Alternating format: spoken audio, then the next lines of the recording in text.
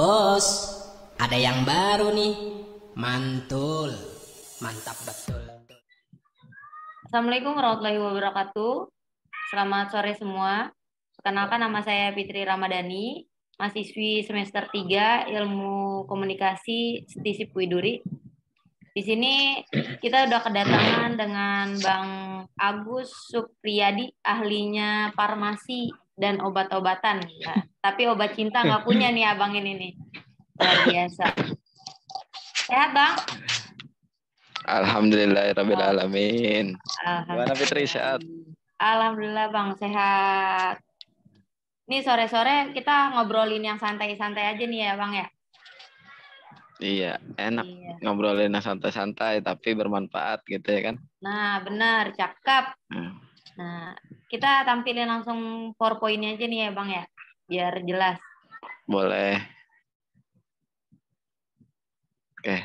Dan teman-teman online aku yang dimanapun berada, PowerPoint-nya sudah aku tampilin. Nanti Bang Agus waktunya dipersilakan untuk menjelaskan. Oke. Lanjut Bang. Baik, Assalamualaikum warahmatullahi wabarakatuh. Waalaikumsalam Oke, warahmatullahi wabarakatuh. salam sejahtera buat kita semua. Nah, ini sambil di sore hari ini baiknya kita ngobrolin yang santai-santai sesuai dengan tema yang Fitri kasih. Ya, pertama-tama saya kenalin dulu, nama saya Agus Supriyadi. Saya farmasi dari Puskesmas Kelurahan Jatiplosat. Puskesmas Kelurahan, di mana di sini kita mau ngobrolin tentang obat-obat sirup yang sekarang ini lagi masih belum boleh digunain. Karena apa? Nah, nanti saya akan coba jelasin sedikit pengetahuan yang udah didapat ya. Baik, teman-teman mungkin udah pada tahu kenapa obat sirup dilarang, yang katanya sebagai penyebab penyakit gagal ginjal akut pada anak. Nah, awal mulanya di mana? Nah, kemarin katanya ketahuan di Gambia di Afrika ya. Nah, itu udah banyak kematian, kurang lebih 66 anak itu gagal ginjal akut. Nah, WHO menyelidiki kenapa anak-anak mengidap gagal ginjal akut. Nah, katanya dari konsumsi obat sirup yang mereka minum. Nah, di Indonesia menanggapi tentang WHO, di Indonesia melalui Dinas Kesehatan, melalui Badan POM mencoba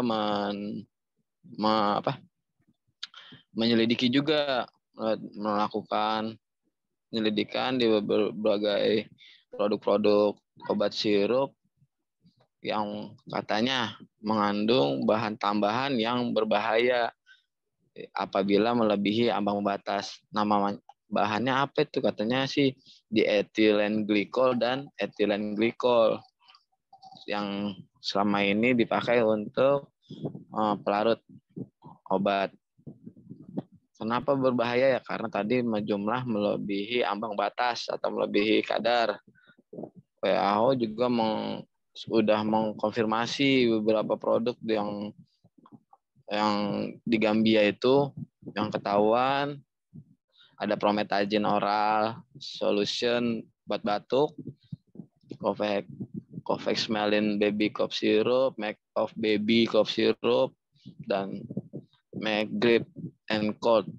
Nah, itu katanya udah diselidiki, itu mengandung bahan dietilen glikol dan etilen glikol yang melebihi ambang batas. Di Indonesia juga ini Badan POM, melalui Badan POM sedang menyelidiki dengan giat-giatnya.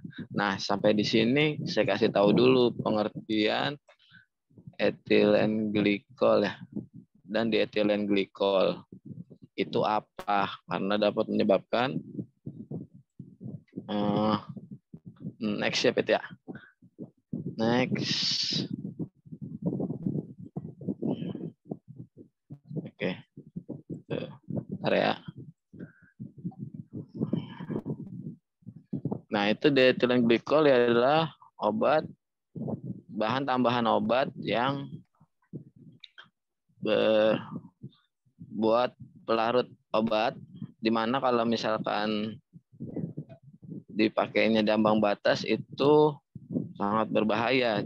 Bukan cuman ethylene glycol dan diethylene glycol aja, bahan-bahan kimia yang melebihi ambang batas itu juga akan sangat berbahaya. Badan POM juga masih menyelidiki sampai saat ini melalui websitenya di badanpom.go.id, dia sudah merilis obat-obat yang sampai saat ini sudah aman. Jadi masyarakat nggak perlu khawatir. Ada beberapa obat yang sudah bisa digunakan, yang diethylene glycol dan ethylene glycolnya itu di bawah ambang batas. Nah, ini diethylene glycol dan ethylene glycol. Dia itu bahan tambahan. Gunanya itu membantu proses pembuatan, mempermudah penerimaan pasien. Terus harus dipastikan aman. Obat-obat bahan tambahan itu yang udah ditetapin kalau di Indonesia itu oleh Badan POM, Badan Pengawas Obat dan Makanan. Industrinya juga harus menjamin kualitas sebelum menggunakannya dalam pembuatan produk obat. Nah, ini tidak semua bahan aktif obat dia larut dalam air. Bahan larut selain air, propylene glycol atau glycerin.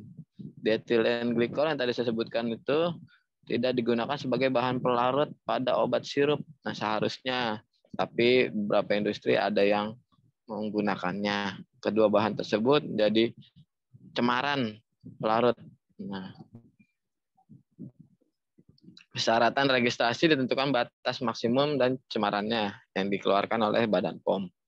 Nah, ini pengertiannya yang tadi sudah saya sebutin. Nah, itu di Gambia tadi anak-anak menjadi katanya gagal ginjal akut. Nah, ini menarik juga di Badan POM juga enggak ini di Indonesia itu anak-anaknya juga, kita juga anak-anak kita itu juga sering minum obat sirup ya teman-teman ya. Jadi kita juga kudu tahu harus harus bijak menggunakan obat juga. Gimana caranya? Yaitu caranya kita melalui harus melek informasi, kita coba cek-cek informasi dari Badan POM, obat-obat apa aja yang sudah Badan POM periksa dan rilis untuk digunakan sebagai obat buat anak-anak kita, keluarga kita yang tidak mengandung bahan tambahan yang tersebut tadi, ethylene glycol dan propylene glycol. Nah, kita kan nggak tahu nih ada apa enggak propylene glycol di dalam obat tersebut. Ya, emang kita juga pasti nggak tahu karena kan itu kan obat itu di kemasan-kemasan obat, nggak mungkin industri obat menyantumkan nama-nama bahan tambahan obat tersebut, karena ya itu kan termasuk kan formulasi itu kan itu rahasia industri, biar tidak di copy paste oleh produk produksi lain, karena formulasi. Jadi tidak ditulis atau disampaikan di etiket atau informasi obat. Badan POM juga telah memastikan bahwa produk yang didaftarkan dan diedarkan di Indonesia efektif dan aman digunakan melalui misalkan bisa dicek di websitenya, dicek cek bpom.go.id kalau salah, itu bisa dicek udah mempunyai izin edar atau izin Badan POM.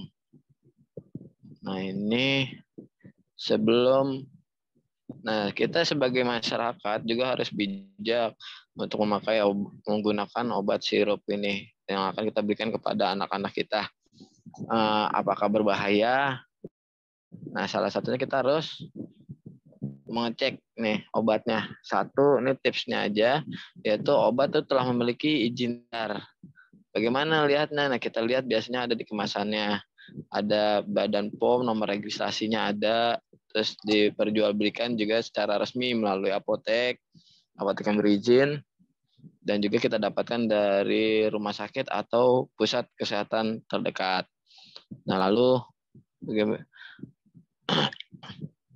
Terus tipsnya lagi, ini kita sebagai orang tua juga, nah di puskesmas juga ini udah mengambil langkah-langkah melalui mengamankan obat-obat sirup itu tadi, di karantina obatnya. Terus untuk anak-anak yang mendapatkan obat itu diganti dengan obat-obat racikan yang dosisnya disesuaikan. Nah, ini tambahan lagi tips apa yang harus dilakukan orang tua. Nah, ini untuk sementara hindari obat-obat dalam bentuk sirup terlebih dahulu ya. Kalau misalkan nanti berobat, dapat obat sirup, tanyakan kepada petugas, obat ini apa sudah rilis Badan POM, tidak mengandung bahan-bahan etilen dan propilen glikol tadi. Terus tadi minta minta ke petugasnya kalau nggak mau sirup nanti diberiin racikan aja puyer gitu. Terus sebagai catatan, nah ini sebagai catatan, tidak semua obat dapat dibuat puyer ya ibu-ibu, teman-teman semua. Jadi ada beberapa obat yang nggak bisa diracik. Itu misalkan kayak obat yang bersalut namanya, tabletnya tuh disalut, jadi dia tuh nggak bisa. Terus ada obat yang nggak bisa hancur, nah itu. Terus orang tua juga nggak perlu panik ya, nggak perlu khawatir. Di pemerintahan juga sudah melakukan langkah-langkah yang cepat, tepat juga dalam rangka mengamankan obat-obat sirup tadi.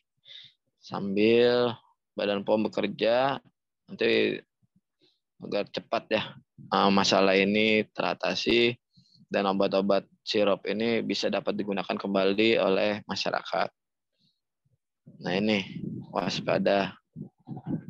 Terus Kemenkes baru saja mengeluarkan instruksi agar produk obat sirup mayoritas ditujukan untuk anak-anak dihentikan sementara sampai dengan Badan POM merilis nama-nama obat yang aman digunakan, obat-obat sirup khususnya. Langkah-langkah pusat kesehatan dari rumah sakit yaitu dengan cara mengamankan atau mengkarantina obat-obat sirup terlebih dahulu sampai dengan update obat sirup yang dirilis aman oleh Badan POM. Ini masih kita lakukan, mengkarantina atau mengamankan obat-obat sirup, sediaan sirup. Nah, nanti kita bagai gantinya kita memberikan obat-obat racikan dengan dosis yang terukur. Baik, nah ini masukan lagi buat teman-teman atau masyarakat untuk tidak percaya hoax nih, waspada hoax. Ingat tidak boleh mendengarkan berita-berita yang nggak pasti atau berita-berita yang selebar beredar di masyarakat yang kebenarannya belum tentu benar. Jadi kalau terkait obat-obat sirup ini, teman-teman atau masyarakat bisa memastikan untuk melihatnya di websitenya Badan POM yaitu pom.go.id atau di media sosialnya @Badan POM, di Instagramnya @bpom_ri, atau di Facebooknya juga ada, Twitternya juga ada. Di situ nanti bisa lihat-lihat supaya menghindari berita hoax atau tidak benar. Di situ juga ada nomor kontaknya Badan POM, bisa dihubungi Lalu kita juga bisa lihat di website Kementerian Kesehatan ataupun Dinas Kesehatan di kota-kota kita untuk mendapatkan berita-berita up to date atau berita-berita benar dan tidak hoax terkait obat-obat sirup. Cukup sampai di sini, cukup sekian. Fitri, mungkin ada dari teman-teman atau yang kurang lebih bisa bertanya atau kurang jelas, bisa melalui forum ini. Baik, sekian. Assalamualaikum warahmatullahi wabarakatuh. Kembali Fitri. Waalaikumsalam warahmatullahi wabarakatuh. Terima kasih abang kita, Bang Agus Supriyadi. Bang, sedikit nih ada pertanyaan beberapa dari teman-teman online kita yang jauh di sana tak terlihat. Pertanyaannya gini, Bang. Bagaimana jika kita membeli obat online di platform online kayak Shopee, Tokopedia, dan lain-lain gitu, Bang? Gimana tuh cara bisa mengetahui kalau itu tuh obat baik dikonsumsi atau tidak baik dikonsumsi, Bang? Nah, untuk pembelian obat-obat online yang pastikan toko-toko online itu sudah berizin ya. Misalkan dia itu toko online-nya sudah terdaftar di Kementerian Perdagangan atau dinas-dinas terkait yang mengelola perdagangan online, pastikan dia sudah berizin. Yang kedua, pembelian obat. Nah, untuk obat itu bisa dibeli melalui online dengan obat itu tidak bisa, maksud saya ulangi, obat itu bisa dibeli bebas atau tidak bebas itu melalui ada kategori-kategorinya. Nah, ada obat itu ada kategorinya. Itu ada obat bebas terbatas, obat keras, obat narkotika, atau obat. Nah itu kalau untuk obat bebas dan obat bebas terbatas, yang situ ada, kalau obat bebas logonya logo hijau ya, lingkaran hijau, dan logo obat bebas terbatas lingkaran biru. Itu bisa dibeli tanpa resep dokter, bisa dibeli di toko-toko online, bisa. Tapi dilihat lagi, kalau misalkan dia beli sediaan sirup, nah di sini kan kita lagi bahas sirup nih, lihat aja nanti ini obat aman apa enggak, dilihat aja, dicek tuh di Badan POM, ada di lampirannya. Misalkan ada obat sirup obat batuk ini dengan nama ini, nomor batch ini, terus ini boleh dibeli. Nah itu adanya di itunya Badan POM. Lampiran obat apa aja yang udah diperiksa sama Badan POM yang aman, yang tidak mengandung bahan-bahan cemaran tadi. Nah itu tipsnya. Dan kedua, ya pertama tadi saya ulangin, pertama belinya di toko-toko resmi, yang toko-toko online resmi yang berizin. Yang kedua, beli hanya obat bebas dan obat bebas terbatas yang bisa dibeli tanpa resep dokter. Kalau misalkan obat keras atau obat narkotika itu tidak bisa dibeli di online, tidak beli bebas sebenarnya ya kan, karena dia harus menggunakan resep dokter. Terus lagi tadi yang untuk pembelian online obat sirup, dicek lagi di websitenya bpom.go.id, di lampirannya apakah obat itu aman untuk digunakan. Ya gitu aja. Siap. Izin Bang mau nutup PowerPoint-nya dulu nih biar kita ngobrolnya kelihatan tatap mukanya langsung. Boleh.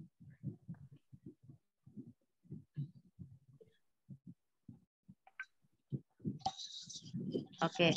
Lanjut nih Bang. Kalau misalkan nih ada masyarakat yang kekeh, dia tidak mau ke puskesmas. Nah, dia lebih memilih obat warung. Nah, terus gimana tuh Bang? tipsnya Oke. tuh buat masyarakat yang tidak mau berobat ke puskesmas. Karena obrolan masyarakat tuh biasanya kalau nggak mau ke puskesmas ribet lah, ngantrinya lama lah, udah Nah, pusing tambah pusing. Gimana tuh Bang? Biar masyarakat kalau beli obat warung biar nggak salah pilih tuh. oke. Bagus banget ya pertanyaannya ya. Jadi gini nih, kalau untuk namanya itu swamedikasi atau pengobatan pribadi. Biasanya tuh masyarakat dia punya pemikiran atau apa ya? Kalau dia tuh minum obat ini sembuh gitu ya kan. Belinya di mana? Di warung ada gitu. Nah, itu terus kenapa dia juga nggak mau ke puskesmas ya tadi disebutnya, atau ke pusat kesehatan, rumah sakit atau apa, dia nggak mau karena ribet lah apalah. Nah, saran saya sih gini aja, kalau untuk swamedikasi atau pengobatan sendiri yang saya sebutkan tadi, untuk beli-beli obatnya itu nggak boleh, hanya boleh obat-obat yang bebas atau obat bebas terbatas yang tidak menggunakan resep dokter. Nah, warung pun juga kadang sekarang kan nggak boleh juga menjual obat-obat di luar obat-obat bebas tadi yang lingkaran hijau itu ya. Itu nggak boleh. Masyarakat pengen beli misalkan antibiotik di warung ada gitu, itu nggak boleh sebenarnya. Antibiotik itu kan obat keras, jadi dia nggak boleh yang dijual di warung, hanya obat-obat yang bebas saja. Misalkan obat nyeri kayak, boleh nyebut merek kan, kayak Boleh. kalau boleh ya nih, kayak Parasta, kayak Paramek, kayak kata-kata kayak Bodrek. Nah, itu kan ada obat-obat bebas dia. Kalau beli antibiotik misalkan terus ada obat-obat keras dijual di warung, itu nggak boleh. Karena apa? Ya berbahaya. Yang tadi sekali lagi berbahaya. Karena apa? Efek sampingnya, karena kekerasan obatnya, terus aturan minumnya kita kan juga nggak tahu. Nah, baiknya sih tipsnya jangan beli. Kalau misalkan meskipun di warung itu ada, karena itu nggak boleh. Kalau obat keras itu dibelinya di warung, bolehnya di apotek, atau dapatkan lagi lebih bagusnya lagi berobat di pusat-pusat kesehatan. Karena kan nanti kan akan diperiksa dokter tuh, dokter yang bisa menentuin nih obat apa yang sesuai dengan penyakitnya. Terus cara minumnya juga nanti juga kan dikasih tahu juga sama petugas apoteknya, dikasih tahu cara minumnya yang aman berapa, dosisnya dia per hari berapa. Kalau kita beli di warung, kita kan nggak tahu, tahunya 3 kali sehari aja atau berapa. Nanti kalau kelebihan dosis, siapa yang tanggung jawab gitu ya kan? Ya sarannya sih untuk swamedikasi beli aja obat-obat yang, nah di sini ada obat bebas dan obat bebas terbatas yang lingkaran hijau sama lingkaran biru aja itu, atau lingkaran hijau aja lebih amannya, obat bebas. Ada lagi? Berarti cukup Bang sampai di sini. Kayaknya mungkin teman-teman akan paham gitu biar bisa membedakan bagaimana membeli obat warung yang bisa dikonsumsi dan tidak terus-menerus membeli obat warung ya Bang. Karena fasilitas Ya pemerintah, pastinya. karena pemerintah sudah memfasilitasi adanya BPJS yang gratis kayak gitu ya Bang. Iya, udah enak datang, mau berasa nggak enak badan, tapi datang aja ke puskesmas, nanti kan diperiksa sama dokter tuh. Dokter bisa nentuin obatnya. Ya, mudah lah sekarang. Pemerintah juga udah memfasilitasi semua gitu kan. Udah enak lah istilahnya, berobat juga Iya, gratis, ya kan? benar. Iya. Jadi buat ibu-ibu jangan takut nih buat memilah obat-obatan untuk anak-anaknya ya kan, yang sirup, karena kan mayoritas anak-anak itu biasanya minumnya obat-obat sirup ya. Iya. Jadi jangan salah Iya. pilih juga kalau misalkan beli obat sirup di warung, asal beli aja gitu. Anaknya dikasih obat taunya Iya. permen atau segala macam ya kan. Bukannya Iya. sehat malah tambah batuk kayak gitu. Tambah sakit, iya. Oke, siap. Mungkin segini aja dulu ya Bang ya, obrolan sore hari ini. Oke, iya. Ya, terima Semoga kasih Bang. bermanfaat ya. Amin. Semoga teman-teman online nih bisa memahami ilmu-ilmunya dari Bang Agus Supriyadi. Bang, terima kasih waktunya yang udah diberiin buat saya dan teman-teman online saya nih nanti masuk YouTube channel. Siap. Widih, ngeri amat. Siap. Terima kasih. Selamat sore semuanya. Terima kasih. Ya, Assalamualaikum warahmatullahi wabarakatuh. Waalaikumsalam warahmatullahi wabarakatuh.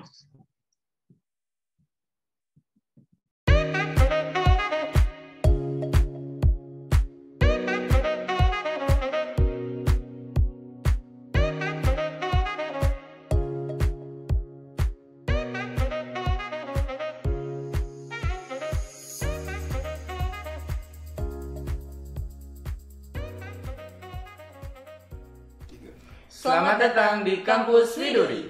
Mau tahu fasilitas apa aja yang ada di Kampus Widuri? Yuk ikut kita.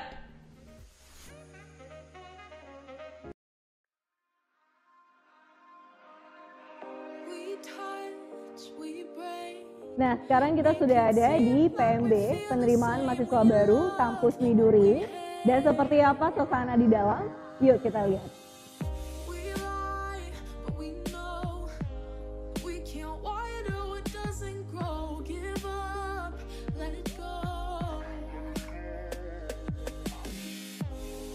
Nah, di ruangan PMB ini ada 2 manajemen yang bisa kalian pilih jika kalian ingin berkuliah di Kampus Widuri, yaitu STISIP Widuri dan juga STIMIK Widuri.